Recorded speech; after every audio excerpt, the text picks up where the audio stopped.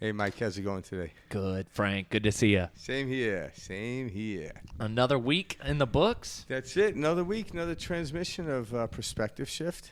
Love it. That's it. We're going to keep changing perspective because you can never stop. Absolutely. That's what we're here for, guys. Yeah. And, on that point, I'm going to dive into talking about striving, the Okay. understanding of striving.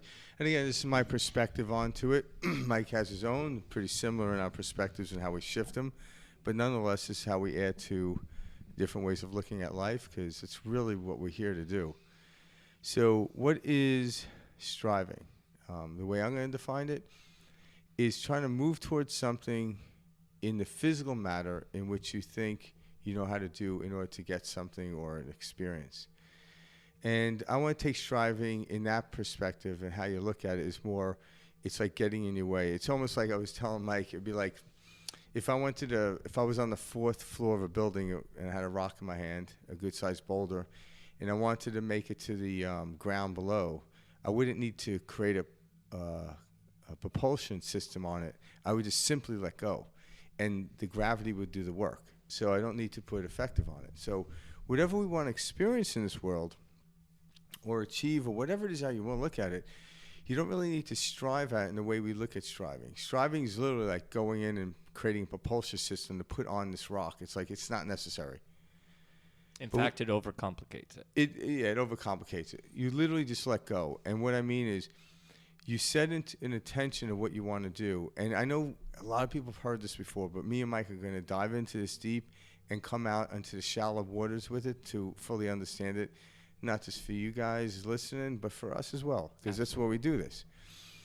So when you literally set an intention, what is an intention? It's a frequency setting. So if my intention was to create a new job, a new business, I should say, because that's what really a business does. It creates a new job. So what would it feel like to be in this position? And I generate a feeling. So a lot of times you go through the act of perhaps closing your eyes, some kind of internal work to help. Because when you go internally and close your eyes, you shut out the outside world. And the outside world is already a frequency that's already been done. So sometimes the outside world can be distracting. All right. So by closing your eyes, you go from this neutral territory. And then you create imagination of yourself already having whatever it is you want, a new business, whatever it is. And in having that, how would you feel? And that creates a new resonance, a new frequency. And then if you sit there long enough, you'll become familiar with this feeling. And when you become familiar with this feeling, all of a sudden your electromagnetic field system around you actually changes. So a thought will generate the feeling will generate electromagnetic field. So a thought is like an impulse that goes out, and a field around you actually attracts all the things, the people, the money, whatever it is, to come your way to fulfill what it is, whatever experiences you want to have experienced. And as they become attracting, it actually makes sense to us as it comes along. Even if it's the first time we ever did it, it starts to break down and we start to see it, and that's what we call synchronicity. So as we start to do this and generate a feeling, all of a sudden we stay present, because if you're not present, it's like if I'm tying my shoe waiting for the city bus and I happen to put my foot up on the bus stand and the bus quietly comes by and leaves, I come back and I missed it because I wasn't aware of the bus pulling up. I had my back turned and I didn't see it. So once we set this frequency, drop how it has to come, because how will take you away from the place in which it always takes you away from the present moment. But when you're present, you start to see the mechanics of the world work, and actually everything comes to you. And then when the bus does come, so to speak, you actually get on the bus, and then it will take you. So there is action. But the first step is being present in order to get and understand. First, actually get into the frequency setting of it, because you already asked for it. I want this thing. Well, how would it feel to have it? Then when you get into the frequency, then become present. And then you see how everything breaks down. Because we don't know how to accomplish something that we already haven't accomplished. Yes, I know how to get to my office from here or to the gym from where I'm at. But if it's something new, I don't know how. But there is something that can lead me. I have an internal guidance system that will lead me to something new. And that's excitement. In order to do that, I must be present. I must be conscious at the moment. So when we actually talk about being present, you don't dwell on the past. Don't think about the future, because those create other negative emotions. I don't care how good your past was, eventually it's going to irritate you when you're not seeing it now. You know, oh, high school was a great time, and after a while you look in the mirror and realize, holy shit, what happened since high school, right? And the prom date won't look at me anymore. Like that. Yeah. So we're gonna dive in this segment about to trying to get away from the concept of trying to pursue something or move towards something and allow it to come to you. This is the mechanical world we live in. This is the physics of the world that we live in. So you don't need to really strive towards something. It will actually come to you. And hopefully by the end of this transmission, me and Mike had done a good job. If not, it will work itself out. Absolutely. And like on what you're saying, I think it's also important to bring our attention back to kind of, okay, what we're not doing when we're not setting it. So when we're setting an attention, that's a very much a focused energy. It's very much so a response, not a reaction. So most of us, when we live day-to-day life in this identity and striving and all of this, our intention is always on a future better situation than now. And so when your mind is thinking that something is going to be better when I achieve that, that's actually a pattern within the mind. And that pattern will repeat no matter what you get to. So you kind of have to see what the operating system's doing from above to realize, okay, if I'm not setting my intention on something, then I'm simply reacting to the world around me. And that's where a lot of people get stuck. They're like, oh, how can I put my attention on feeling good, or how can I feel good when all I feel is bad? And that's what Frank and I are saying when we're explaining that the reason you continue to experience what you're saying is bad or negative is because you're only in that frequency. So you got to get outside of that frequency to experience anything like an intention or... Yeah, and it's not even the frequency's bad, it's the replication. In other words, if I want a steak sandwich and I'm pulling out peanut butter and jelly and some bread out of my refrigerator, I'm not going to get a steak sandwich. And that's right? what we're all doing. Happen. We're all saying, oh, I want to be happy. I want to feel this, but we're not allowing our body to be happy. And we're going, why isn't this working? But a lot of times, too, is what we've done, and obviously we can talk about this because I've experienced this in my life. My happiness derived from a set of circumstances, situations happening, which it's not really how it works. It's the other way around. Happiness is an inside job. So what I mean is, what is happiness? Happiness is a heightened awareness of a frequency. So there's different levels of it, right? So as I go in and I close my eyes from the outside world, all of a sudden I start feeling this calm sense. You fall into this natural place. The reason being is when I close my eyes, the outside world is no longer, I have no longer stimuli. Yes, my ears can hear something, so if I go into a quiet room, I shut that out. Yes, I can feel the fan blowing. So if I turn the fan off, so I can actually set a quiet, still place. And all of a sudden my senses start to slip away, the five senses. And then my inner guidance system, or what we call the sixth sense, however you want to label it, starts to come to light. And there's this natural resonance and natural frequency. And then when I add something new in my thought, it then amplifies. And that's the resonance you want to look for. Because in the world we're in right now, people want to strive to something to expand their life. And why do people want to strive? Because the natural essence of existence is expansion. The thing is, we have nothing to do with expansion. It happens. But let's point out, too, that striving and what you just brought up is simply conditioning. Yeah. We've been shown by television, by athletes, by commercials, video, you name it, that striving is the way for success. That's how you achieve success. So we've been conditioned in the mind to believe that if I'm not striving, I won't achieve success. No, that's not the case. People think it's through their striving that they found success. It was never No, that. striving created the exhaustion to where they took a nap, and that's when They everything let go. came. Back to what They let you're go, yeah. saying. They let go. That was a success. That was a success, but it happened so quickly. They gave. It's almost like, hey, I would, the story of like when you're a child, you go out and play, you come home, it's like, hey, how was your day? Oh, it was great. Why was your day great? And to the child, they didn't know how to articulate and understand a question. Like, what do you mean? Well, what did you do? Well, went to the playground. Oh, what did you do at the playground? I was on the swing. So all of a sudden, the kid's like, oh, so it's the swing that made me happy. No. The child was happy in a natural state. They just happened to be swinging. So the swinging or the movement of the physical world in which we play with only perpetuates it, but it's not the causation. So after a while, once you're fed into this, you think this swing is the cause of your happiness. Then what happens is you go to the swing and it's not there. Frank, that was brilliant.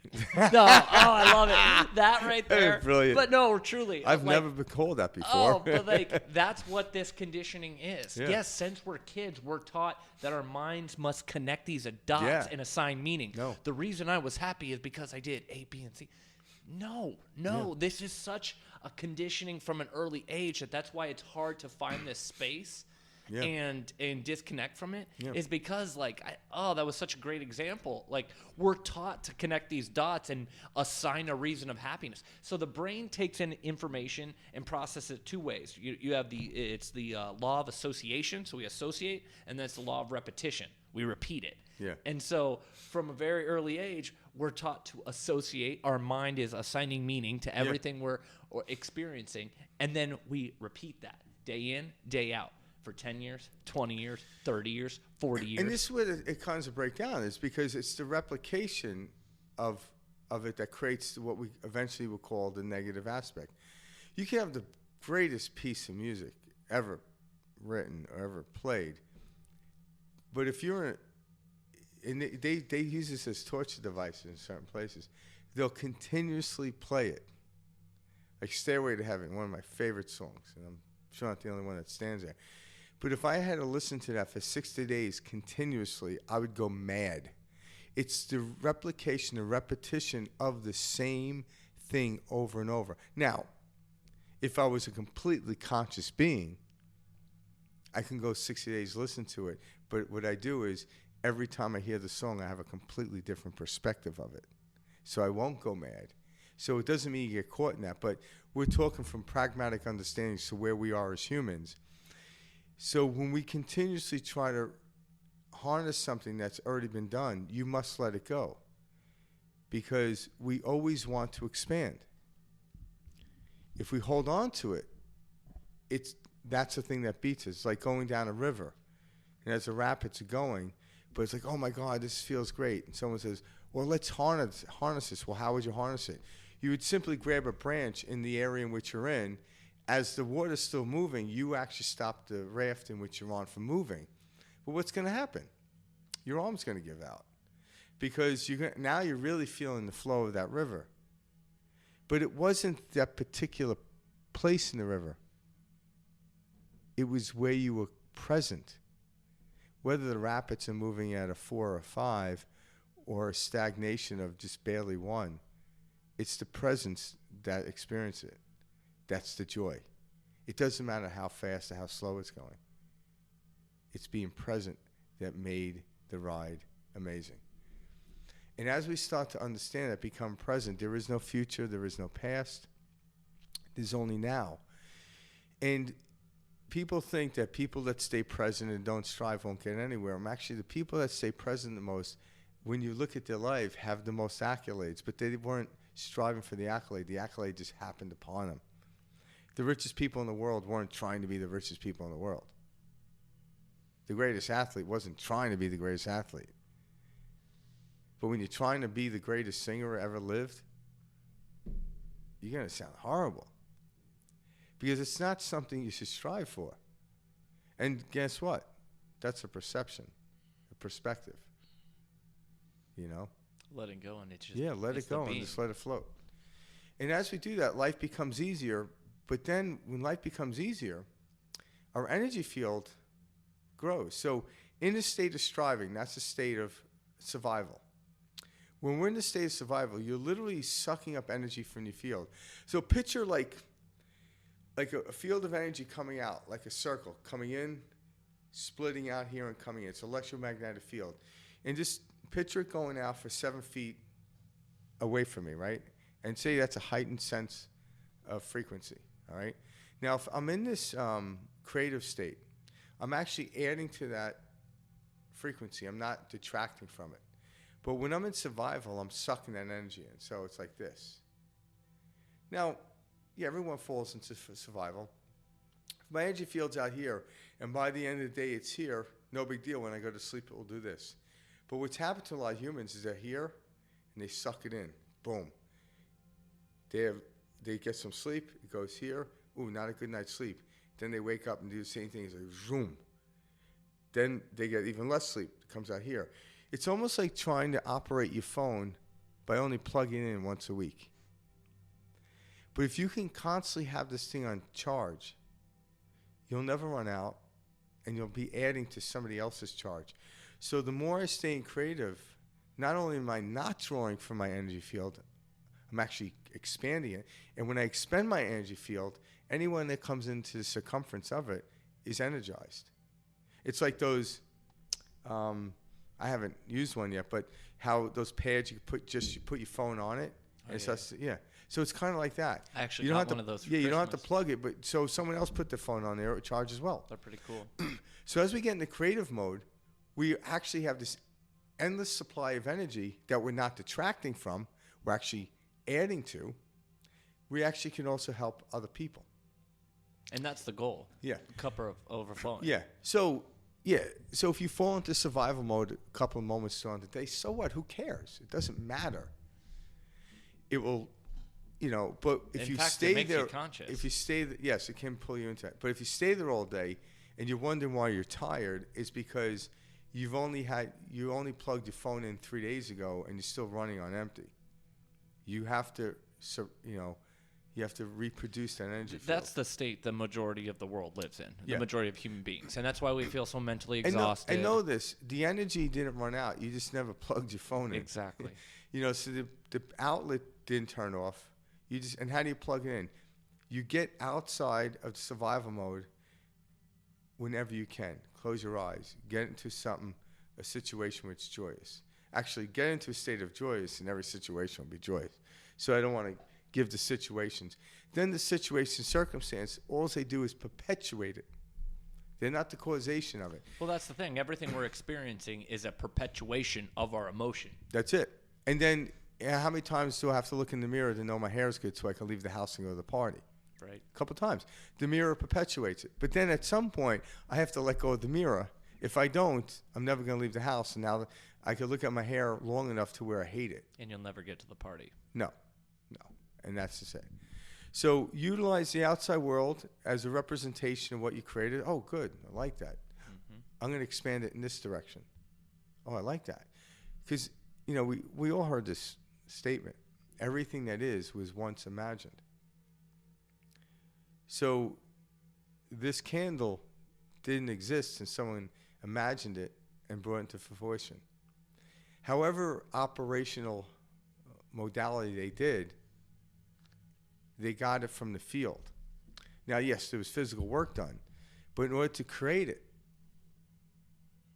they had to imagine. Like imagine the first time someone imagined having a light bulb and making glass. What was imagination? And in the field of imagination created a frequency, and that frequency showed them how to blow glass or create some way of blowing glass that no one ever thought about before. This is what I'm talking about. This state. And right now they estimate that the average human being utilizes about 10% of their DNA. And this is not here to demean or diminish the human race at all. To me, I get excited when I know I'm only 10% through the apple pie. It means I got 90% left. Seriously, though. So I'm excited about the rest of it. So the fact that I'm at 10% excites that, oh my God, because in this present moment, I might only be a 10% a function of my DNA structure through my brain or however you want to look at it. But being present about that, it excites me. I don't need to be at 90 or 100%. But the paradox is, this is where I want to be. I want to be present. And then I quantumly move through it. The paradox is, when you're already there, there's nowhere to get. There's nowhere to go. But the universe is always and forever expanding, so you will move. Think about the earth. You could stand here, sit on your couch for a month. Like, I didn't move. I'm like, well, the planet's been spinning at 1,000 miles an hour, and it's been sucked into the galaxy by our star, the sun, as it's twirling. So yes, relative to the couch, relative to the room, you have not. But you're not in the same place that you were a month ago. Because it's March now. You're in a different... This is why things deteriorate. Deteriorate, guys. It's Sorry, fleeting. I'm trying to say that word. Deteriorate. You said it right. But like homes. We're not English majors, by the way. But the things we look at, like we think, oh, this house is so solid, etc. This house is constantly moving. Yep. It's constantly weather. All of these different aspects. That's why homes break down. That's why things break down, and we just don't see it. Everything is always changing. Everything. Yeah. So if something's fleeting, why grab onto it? We can't, and that's what we're constantly doing. We're But grabbing at the same time, don't deny the enjoyment by all means. No, that's the experience, like you're Yeah. saying, the point we're here. Yep. That's the point of this body that we drag around and call ourselves, Yeah. is simply to experience. Yeah. And we just give so much meaning to everything, and we assign so much passion and so much meaning to things, to objects, to people, to ideas, and we call it reality. And in reality, there's nothing. Yeah. Well, what is reality? This now. It's the feeling that we experience. So the physical object isn't the reality. It's how we feel about the physical object that creates the reality. Well, that's the thing. If we weren't here to have that feeling, nothing exists. Yeah. And that's what's Because cool. think about this. I can bring you into a room that was built in 1920s. It's not going to tell you anything. But I could grab a gentleman or a woman that was around during that time, and they can tell you the story. And how they tell you a story through a set of frequencies of feeling. And they can bring you back to 1920s. But the room doesn't. Because it's already set in stone, so to speak. It's a frequency continuously wavering, but there's no story there. So how we feel about the room will generate what we consider to be the 1920s, not the room itself. The room itself is just a room. It's a prop. What story I give to the room will generate whatever feeling or timeline or whatever it is I want. So what is the meaning of life? Well, to give it meaning. That's the way I look at it. And that's up for everyone else to choose their own way of looking at it. Everything in the physical world is a prop. But, and Mike brought this up earlier, we're talking before the podcast, but he was telling about the story about the gentleman that you saw with the tray. Absolutely love Yeah. this. Yeah. And hopefully a lot of you have seen stuff like this, but we'll talk about it in depth. Absolutely. So I was watching this video circulating online, and this gentleman has a vibrating table, right? And so it's this table, and you apply pressure with these different tools, and it creates a vibration across the tabletop. In the center of the table, or around, he sprinkles sand. Okay, you can do it in the center. You can sprinkle it all around the different tabletop. Picture it the size of the table Frank and I are at. And then he begins to apply pressure using different types of tools. And as it resonates and vibrates, you begin to see the different powder or sand begin to take shape. And such shapes that are geometrically perfect. I'm talking like circles, angles that could not look like they were drawn with a ruler. This didn't just look like a bunch of scattered sand that you took a handful Yeah, it was out of like the a beach. third grader with kindergarten. Yeah. This were distinct crayons. patterns, shapes. And when I came today talking with Frank, we always chat beforehand, I was like, God, this is the definition of what we talk about, Frank.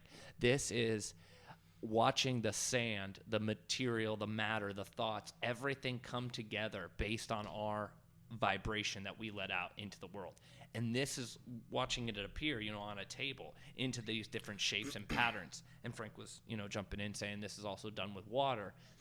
It was one of the coolest experiences to witness because it's exactly how our thoughts and our emotions begin to take shape. Yeah. We are that vibration. This, the sand is the reality that we experience. And based on our vibration, what level, what height of vibration we're at, is how we're experiencing life. Yeah. And so what are we? We're actually practitioners. So this gentleman that Mike was watching on the video, say he took a certain tool and he did. put the same pressure at each time and maybe did the same length. I'm not sure how he did. I've seen people do it with a resin bow. Okay. So if they apply the same pressure at a certain angle, each time they did it, they can get the exact resonance, and the structure would go from, scattered like this, and then they would hit a different pressure to it, So and it would uniform change. circle. But then they could get it back to exactly what it was. So the practitioner, just like an instrument, like a guitar player, the way I switch chords on a guitar, I can get back to the resonance of C, and depending where it is along the fret, what tone I hit. As a practitioner, so we're teaching people, or letting people know is we have full control over it's not just random. Now, humans know, even Mozart didn't invent the note C. He just knew how to brilliantly structure the notes that were already here, and there's 12 of them. So God created this. But within that structure of 12 notes is infinite amount of music. But the practitioner, how do I go from here to here to here? How do I get the flow? There is a set pattern that we're used to in resonance. So once Mozart created and conducted his music, it created a new resonance that humans haven't probably heard before. And then the expansion begun.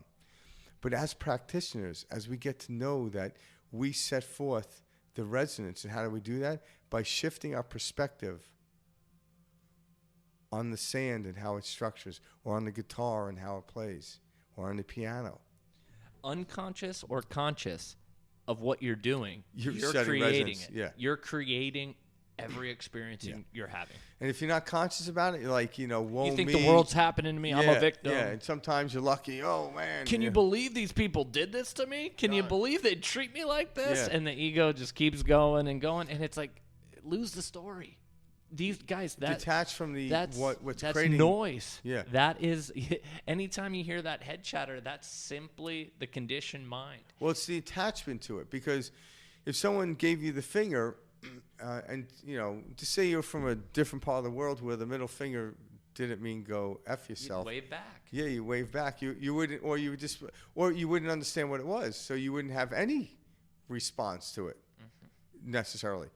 But because it was assigned a meaning, especially, I come America. from Americans. we pride the middle finger. Oh yeah. I'm sure it's universal. I haven't. Hell yes. Like, I'm gonna go to Japan and give people the finger. I'm like, oh, fuck you too. Exactly.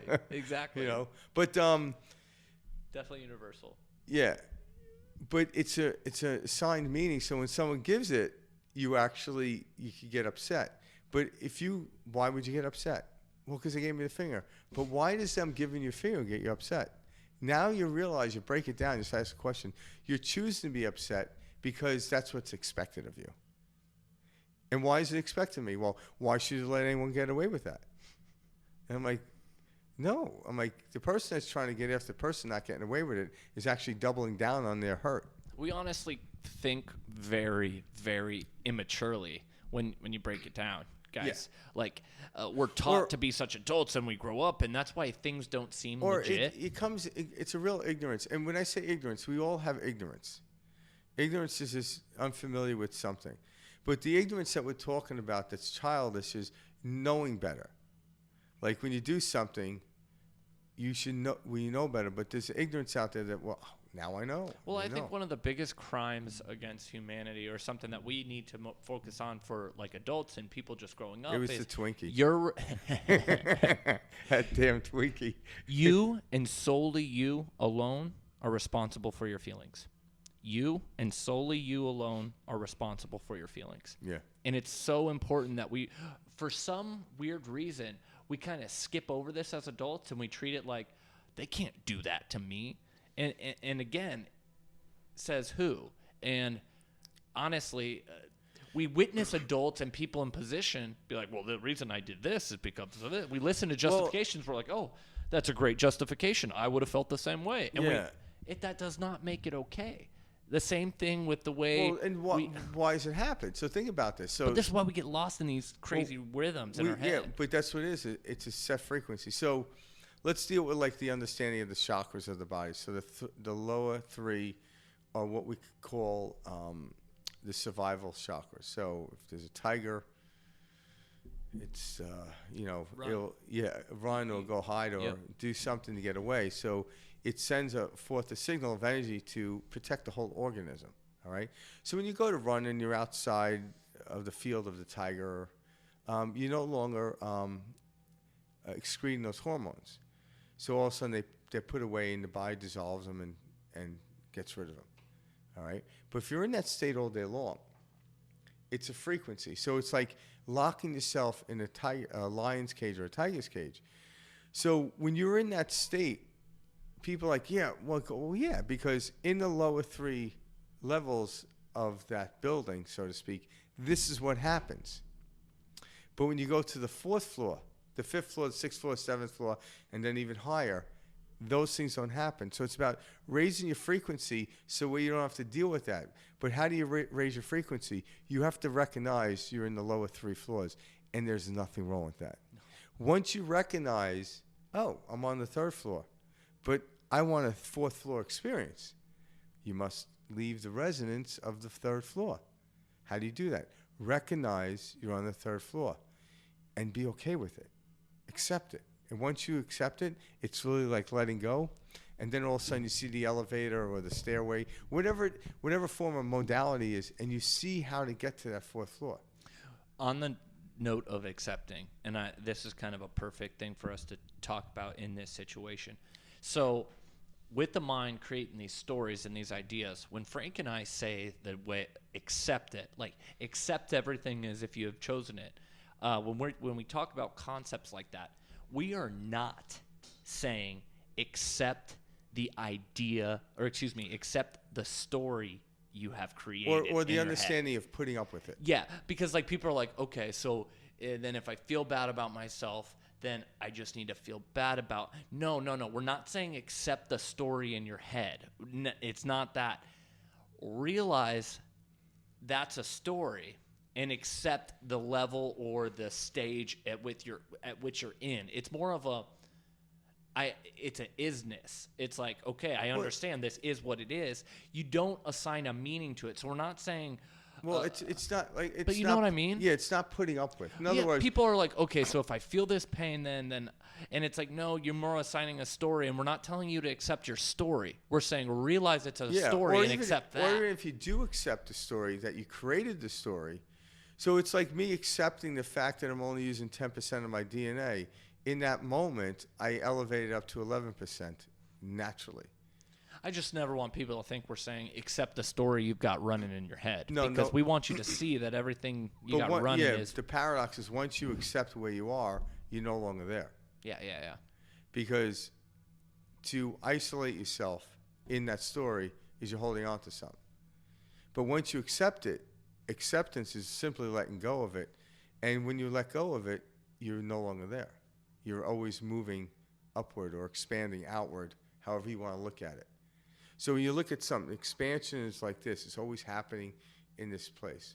Whether it's moving up or outward, you're always moving away from it. And as you accept it and go with it, that's the joy. But like people will say to themselves, like, okay, the reason I'm this way is because my mom and my dad used to do this. And they say that in their head. And then they're like, okay, so I need to accept that. I need to accept that my mom and my dad did this to me. Wrong. Yeah, but that's a projection, an actually, idea that yeah, but when I you, got this because of that. That's a story in the mind. So that's what I really want to drive that home. Don't accept the stories you've created about why you feel a way.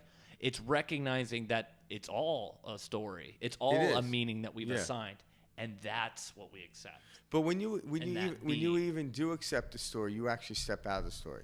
Yeah, but I just don't want people to think they need to accept this.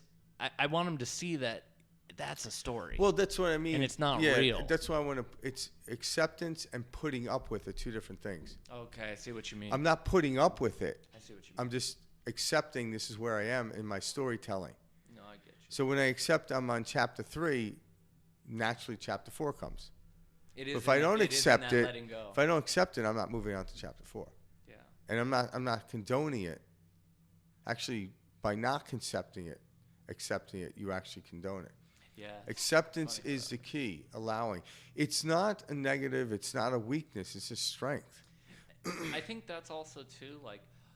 Because I've heard people out there, like when they heard them, like we're only using 10% of our DNA or 10% of our brain, and they'll literally get that. Humans, we need our act together.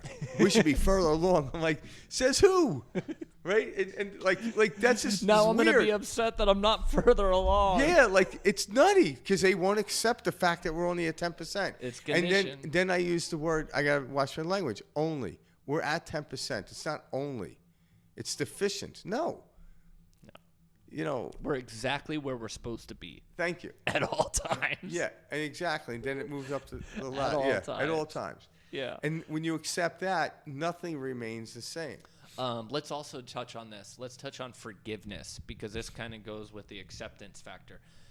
Guys, what is forgiveness? Forgive everyone, everything. What is forgiveness? Letting go. Yeah, that's it. Letting go, and that's exactly what we talk about. So forgiveness is another way of letting go.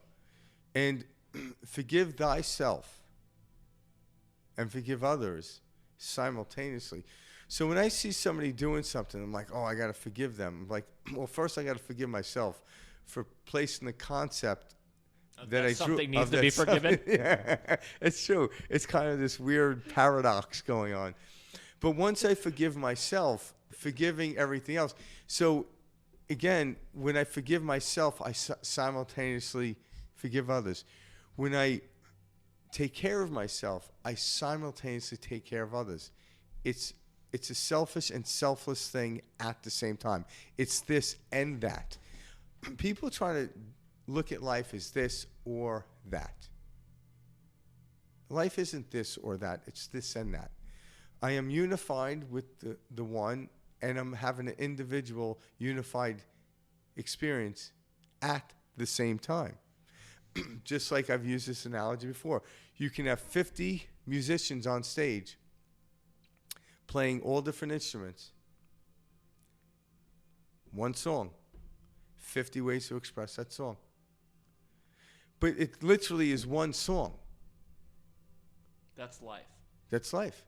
So when you try to, are we separate? Are we unified? 7 billion expressions of one song. Yeah. And we're all unified. Oh. But we're looking at the unified field separately. So if there's 7 billion, 8 billion people on the planet now, there's 8 billion ways of looking at the one unified field. And even within my one of those 8 billion, my perspective continuously shifts. And every time I look at the unified field differently, expansion occurs at a greater rate. Expansion will always occur. But what rate will expand? Again, when you're present, you don't really care about the rate of speed. The paradox is, this is how you, in scientists explain this, they're actually measuring it, this is how you compress time. It's funny you say that because as soon as you break out of it to measure, like you're saying. Once you stop, but once you go to measure it, you slow it down. Exactly. Because you have to stop something to measure it, right? And that's the thing is, we rather than allowing the pendulum to swing, we're like constantly grabbing it and saying the whole theory behind quantum physics is it a wave or is it a particle? It's both. But once I observe, I solidify the wave into a particle. But once I step back and shut out my senses of the physical observation, it becomes a wave. And what is wave? Infinite possibility. So when I play in the world, when I play in the field of the physical world, I solidify the wave into a particle. But then to go and start from a neutral place to experience something new, I step out of that and they go into the field of infinite possibilities to come out to create one individual possibility. It isn't this or that, it's this and that. So once we stop saying this or that, which is it? Is it good or bad? It's both. Now, what do you want to perceive it to be? Now we're getting somewhere. So if I perceive the glass to be half full, what generates a feeling through me? Now I'm becoming a really good practitioner at controlling my frequency. If I can control my frequency, I control the output of the physical world around me. I'm not in 100% full control. The reason being is other people put outputs in there. But I can control my perspective to even the other people's output. And then I'm really in control of my world. I am in control of my life. And that's just like a great practitioner like Mozart was in control of the piano. But it's so weird because in gaining control, it's all letting go of control. Yeah, and it's that's forgiveness. The thing. It's the idea thinking we have to control that we let go of, and all of a sudden, And that's the power of things paradox. click, and you go, "What? Yeah. Me just knowing that everything will work out and Again, letting go." And why? works. Because getting back to the dovetail and how we started this thing, striving from the understanding how I defined it is pointless. The rock will make it to the earth from four stories up. I don't need a compulsion system to get it there. Just let go. Why? Because gravity already exists. I don't need to create gravity. I'm utilizing gravity by understanding it. So if I want to let go, I just let go. But wait. If I don't struggle, if I don't have strife, do I achieve success? Guys, It's too easy. noise, Yeah. thoughts, clouds Yeah. passing by. Because somebody wants to sell you the compulsion system for your rock. Oh, hey, more power to him, Yeah, man. yeah, exactly. Capitalism Oh, is that's right, funny. yeah. Well, capitalism's funny though. yeah. Well, it's I wouldn't People necessarily. hate on it so much, and I'm like, guys, Yeah. it's the I wouldn't. universe. Wouldn't. It's how the yeah. universe works. Exactly. Yeah. It's, capitalism is part of the universe. It's an innate thing. Yes. But the thing is the striving. When you're caught in the field of striving, someone's always gonna sell you the ladder in which you need to climb. When you realize there is nowhere to go but the place you're at, And once you realize that, you all of a sudden you realize you become very efficient as a human being. You really do. So the natural tendency to be efficient, and right now we use like the word eco-friendly. You won't need to protest against anything. You just simply wouldn't do it. Think about things that are still harmonious in the world. We don't know what it's like to be out of harmony, so we don't even know if we did anything wrong because we hadn't. But in other areas where we're not harmonious, and then people want to, if we don't change now, we're all going to die. I'm like, you're exchanging fear for another fear. That doesn't work. We know this. But by all means, if you want to practice that frequency, go for it, but eventually it'll hit you in the face. And what I mean is, if someone's doing something because they're trying to strive towards something and they're leaving a trail of dirt in their way, and then someone's behind them trying to pick up the dirt and saying, if you don't stop this, there'll be nowhere to strive to. They're both using fear in order to get where they want. The other person's trying to accomplish something, so the fear of not having is making them override the abundance they already have. And the other person's a fear that they're going to lose everything, so they're trying to stop the other person. And this is what, wealthy people run around in Well, their this is what head. politics 'Cause is all this about. Yeah, this happens on all levels. We think, because people are have money, they're more comfortable. Come on, guys. Suffering is suffering. And they're suffering more comfortable? Fear is fear. Yes. And so, Fear. The thing about fear is it's not a real entity. It's a made up. It's a blocking of love. So people say, what's the opposite of fear? or what's the opposite of love? There really isn't any opposite of love. Just because I stick my hand in front of the sun doesn't mean I stopped the sun. I just shadowed it. So there really isn't an opposite of light. There's just shadows or deficient of blocking it. That's it. But there is an opposite when you get to the concept of it. So what is love? Love is all. Love is all the energy out there. Now, when I put a filter in front of love, I slow down the field of love. Just like if I shove paper inside a pipe where I'm trying to get a drink of water from, it's like, oh my God, this is the opposite of water. I'm like, no, it's not. You just plugged it up, so you're not allowing the flow that which you're used to, which you're immune to. You're just disallowing it by putting some type of resistance in there. That's all we're doing. And again, resistance isn't negative, because if we were to experience life all at once, we'd blow up, because the human body, the physical body, can only handle so much resonance at once. So by creating some type of resistance, I'm talking positive resistance, is good. Because if I had no resistance, I would just simply just blow up. All right? So it's about controlling the resonance, the resistance in which you're in.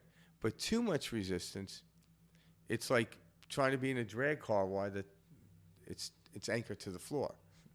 No. But if it's too fast, you'll splat into the seat. There is this perfect resonance in which we came to live, and it's constantly expanding. So, years ago when the Model T came out, how fast did that thing go? Right? Now you got the Tesla. So the body had to get ready. Can you imagine the Tesla was the first thing that came out, and the human being, do all say we were on a horse and buggy prior to that? They'd probably just die of a heart attack. Right? Seriously. Yeah. And it's not to say that type of stuff didn't exist. We had to get into the resonance to where we were used to it. So you had to slowly move up the resonance ladder to get there.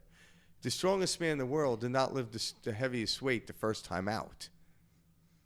It took them a practice of different resonance to get to that resonance. And guess what? Somewhere along the line, someone will break the barrier of that resonance, just like someone broke the 4-minute mile. One day, someone will break the 3-minute mile. There'll probably be no more track stars because it won't matter, But again, happiness isn't the achievement of breaking the 4-minute mile. It's being present. You just happen to break the 4-minute mile. Wow.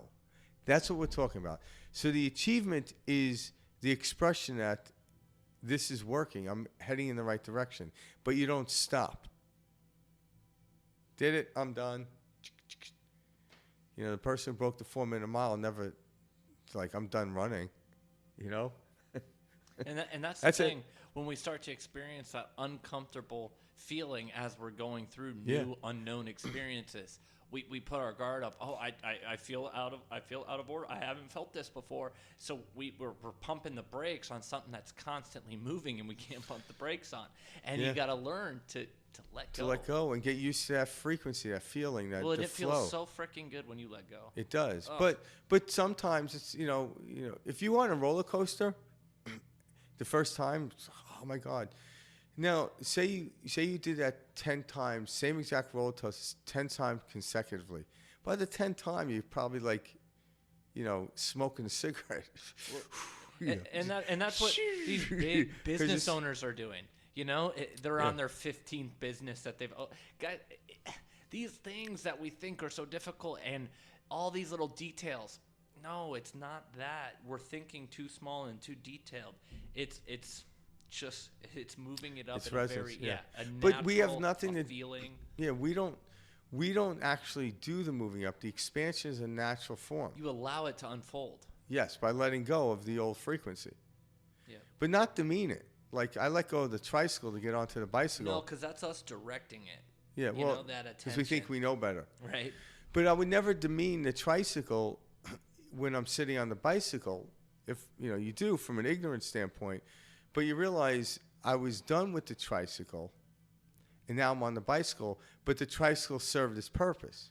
Because eventually I'm going to be 90 years old and back on the tricycle, you know? It'll be a little bit bigger of a tricycle. But Hell yeah. so you don't want to knock the place in where you're at, but why you seem to not like where you're at is because you've been hovering that wagon for too long. And that creates a groove, and that creates the same old repetition. And what we know now, even in the field of the biology in which we live in, physical beings that we live in, time has very little or anything to do with aging. Time can be a factor if you use it for measurement purposes. But living in this secure, predictable life is what really creates aging. And what I mean is, when you live a predictable life, you know it's going to happen. You do it over and over and over again. If you know it's going to happen, you're sending a signal through your brain, and it's hardwiring. Comfortable. Yeah, it's comfortable. Yeah, Releasing all the chemicals that you say, this feels good. Yeah, so what it tells the body is the body produces out of cell, and the body is very efficient. So the body's like, hey, I don't need to produce a stronger protein, so I'm going to produce a weaker protein because we haven't really done anything new. And it creates a weaker protein, and all of a sudden it forms your DNA, and then your chromosomes start to break down from the telomeres because there's no metalamites being brought into the situation. Not to get too sciencey, I don't fully understand it myself. But when you actually do something different, when I say do something, when you look at something differently, new perspective, you create a new neural pathway. And all of a sudden the body's like, oh my God, we're doing something new. Activates the cell to actually create a stronger protein. The stronger protein forms a different function in your DNA. All of a sudden telamites are produced to actually rebuild the telomere and it builds up, and actually could slow down and actually reverse the aging process. Where does time fit into that? Time is just a measurement that we created. It's secured knowing repetition. Keeping us in that thought cycle, Yeah, it's predictable living. So, and it's very apparent, just like with daylight savings time, guys. We can manipulate time for an hour every year. Yeah, but there are cycles. So time is nothing but human made. Yeah, what I suggest not, because you're not going to hysteria. So if you could simply every day change the way you look at something, like, you know, I've heard this before. Now they're actually able to explain why this is. So if you drive to work a certain way, you can do that unconsciously. Your body will do it, and you'll get there safe. Go a different way to work. When you do that, you have to be conscious. And when you're conscious, you create new neural pathways. You create new neural pathways, all of a sudden you're creating stronger proteins. You're creating stronger proteins, you're building up your telomere. And that helps keep the chromosome where it's at, or maybe build it, make it younger. All right? Not to maybe experience that, but it's not even about that, because if I'm trying to be younger, I'm going to get older. You have to let go of all of it. But the paradox is you slow down everything, but then every little thing you're excited about. So it's about staying present and conscious. When you're present and conscious, you're firing and rewiring your brain constantly. Constantly. But when you live a predictable life, your body remembers everything, goes through the motions. You get up, brush your teeth, get the coffee, get in the car. You know, everyone's had this experience where it's like, I know how to get to work from my house, but I don't remember that section of the freeway. And then you get scared. But it's like, no, the body's wired to get you there safely. Unless someone cut in front of your lane, that's when you wake up out of that somewhat subdued sleep. But if you're conscious all the time, you would have seen the car cutting in front of you and not overreacted. You'd reacted properly. You know? But thank God, God put that mechanism in there, because if we couldn't stay conscious, we'd be gone. Mm-hmm.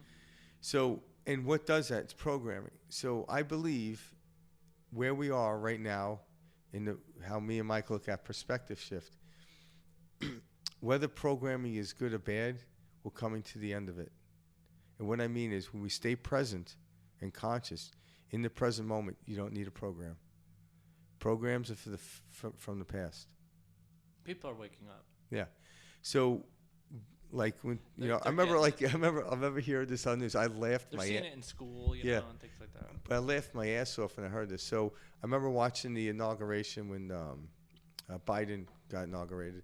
So after it was all done, the news started giving their feed onto it, and a lot of them were showing the airplane of earlier on, the airplane of Donald Trump leaving Washington and going to Mar-a-Lago down in Florida. And all of a sudden they're like, okay, now as Americans, we got to settle down. We got to reprogram America. And I'm like, we don't need another program. We need to become conscious. But I started laughing because, and I believe they think a new program would fix things. Just like the opposite fear would fix that fear. I'm like, no. It just expands fear. That's all it does.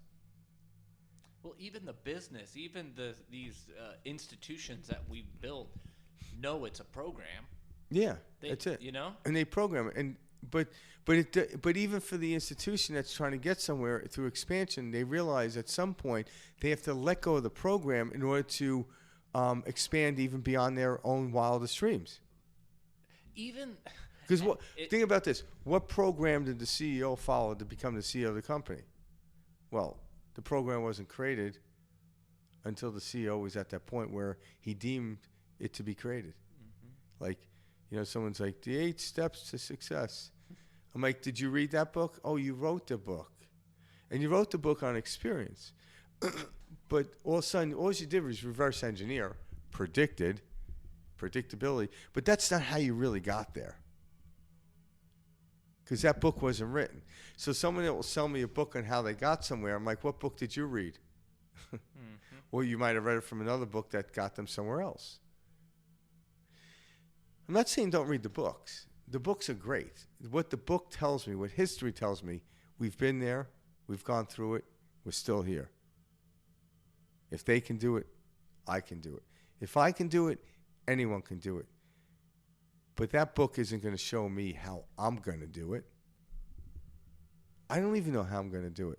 But once I'm there, how'd you do it? Well, Joe, I came down this road here. You know, I can only explain it when I'm at the point where it's done. That's why interviews are somewhat boring. The excitement is in the unknowing, stepping into that unknown. And that's faith. And why is it easy to have faith? I understand how the physics of the world works better. You know, picking up a guitar and playing, I know what a C chord, a E chord, a G chord, and I can play it. But yet, I'm still heading to the unknown because I can go and grab the guitar right now and come up with a whole new song that I've never played before. you reach a dangerous level of freedom when you achieve this too. A dangerous level, like to the point where you understand. Well, that, who's it dangerous to? well, that's the thing. To the programs. That's It's not really dangerous, actually. It's the You're type actually of, you're it's actually such a knowing that yeah people perceive it as like, yeah. oh, yeah. I don't know how to explain it. Well, what happens is it's this ultimate place where you don't know. You know. You rest in the not knowing. You don't know, and that's the knowing, and that's what Socrates. You know, I can't really speak for him. But I know I don't. I know nothing is the knowing. But stepping into the unknown, because what I know and replicate is predictable. And that starts to break down the functionality of the physical body. Scientists already proven this. It's not time, it's predictable living that creates the breakdown of the body. So if you step into the unknown as much as you can, every day as you can, every moment of the day, you're firing new neural pathways in your brain, which is creating a whole new physiology. But that's not why we're doing it. We're doing it because the unknown is where the fun is. That's where the fun is. The fun is where I've never been before. And how it unfolds. Because like it's funny. Like I go play like Maui. I love Maui. Right. I was just there in March, and I'm going again in October. Nice. But the first time I went, I'm like, yeah. Now I'm like, yeah, going to Maui. Because to some degree it's no. Now, when I'm conscious, I can go to Maui. I can stay in the same place. But when I'm conscious, it's a whole different place. Maui. It's a whole different place.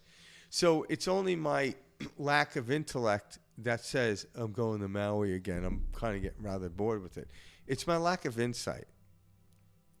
But yet sometimes it happens like, it's like, oh, well, it's me trying to predict, because now I'm like, well, whenever I go to Maui, I always do this. Well, again, you live in a predictable life. You go into the same place, you get the same fish tacos and stuff like that, because it's good, and I don't want to take any chance that one over there is bad. So you start living a predictable life, and that's what creates.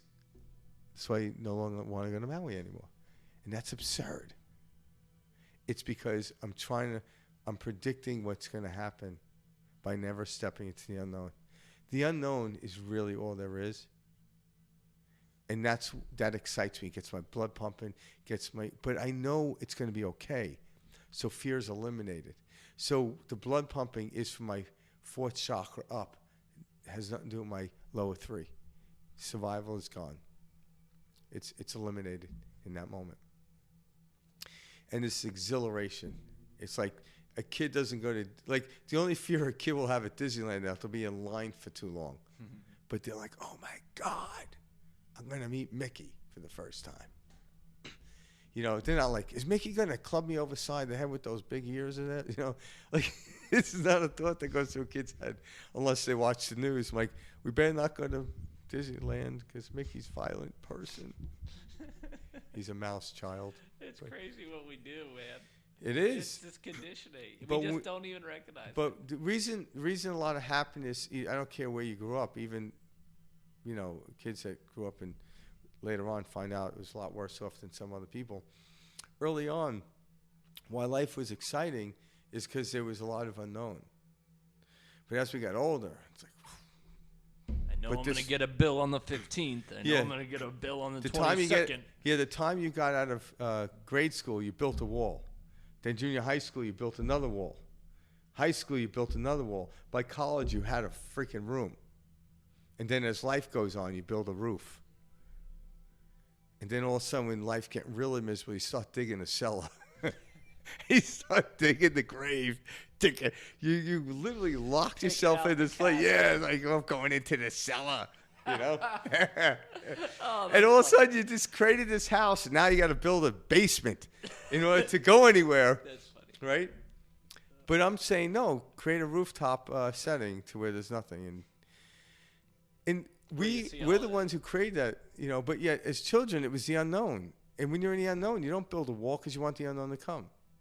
You don't build a fence. You don't build anything around you. You just move.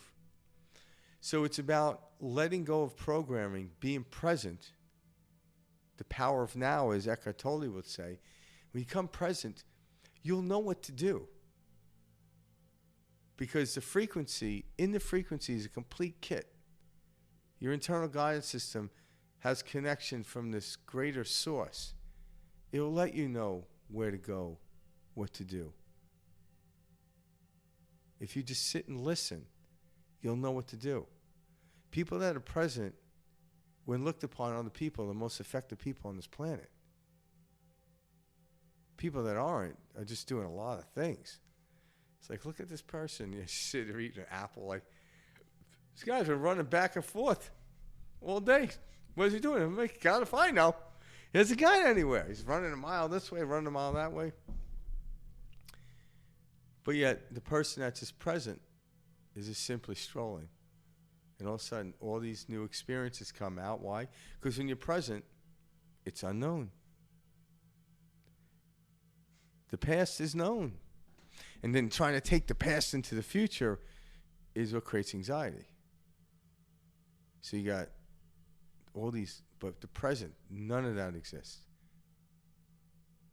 Speaking of Eckhart Tolle, he said the most beautiful thing, and it was, describe yourself without using any past tense or present tense. Or excuse me, past tense or future tense.